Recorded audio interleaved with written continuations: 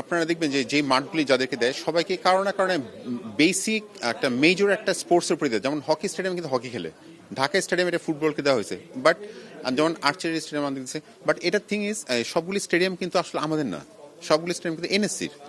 So এখন আমাদের আর যে স্পোর্টসগুলিকে দেয় তাদের তো আসলে সারা বছর কিছু প্রোগ্রাম থেকে এই থেকে অনেক কিছু থাকে। দেখা গেছে যে ওই আমরা যখন চাই তখন দেখা গেছে যে ওদের কোনো একটা টুর্নামেন্ট থেকে ওদেরকে প্রেফারেন্স দেয় বেশি, আমি কিন্তু এটা সেকেন্ড অপশনে চলে যায়। তো এই কারণে আসলে ঢাকার ভিতরে আমরা আসলে ঢুকতে পারতেছি না, এটা একটা ইস্যু না। এটা অর্জনটা হয়তো ঠিক আছে, এটা বছরে কিছু একটা যেটা অর্জন হবে এটা ঠিক আছে, দ্যাটস ফাইন, এটা হবে, এটা আছে আমাদের আমাদের স্ট্যান্ডার্ড কিন্তু এখন আরো অনেক উপরে, আমরা ৭তম হয়ে গেছি সারা ওয়ার্ল্ডে। So it is really very good.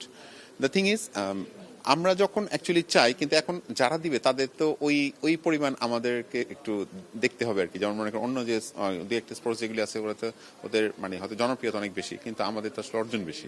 So আমরা এক্সপেক্ট করি যে ই করার জন্য।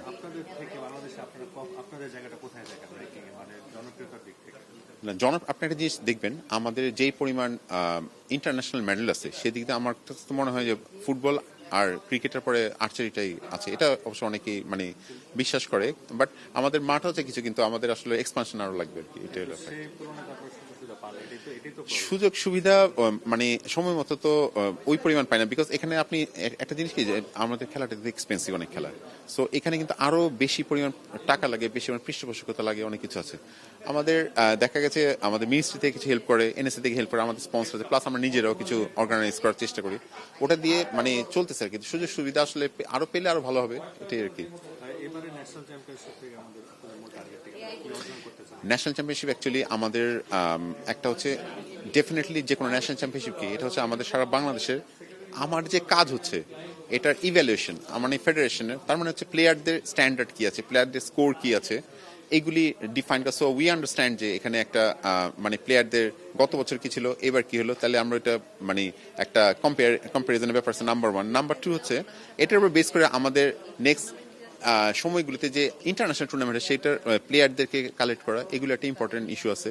তো এগুলো হচ্ছে আমাদের মেইনই। তারপর নাম্বার থ্রি হচ্ছে আপনারা দেখবেন এবার টিম অনেক বেশি আসছে, তার মানে আমরা চেষ্টা করছি আরো মোর পিপলকে ইনভলভ করার জন্য। এটা বেশি ইম্পর্টেন্ট আমাদের প্রসার এবং প্রচার, এটা ভেরি ইম্পর্টেন্ট। সো দ্যাট জি, এটা আমরা তো অ্যাকচুয়ালি কথা বলতেছি দু একটা চ্যানেলের সাথে, বাট আমরা আমাদের ইউটিউবে এবং আমাদের চ্যানেল আছে এবং আমাদের আর্চারি যে চ্যানেল আছে ওখানে আমরা চেষ্টা করি খেলাটা লাইটলি করে দিই। একটি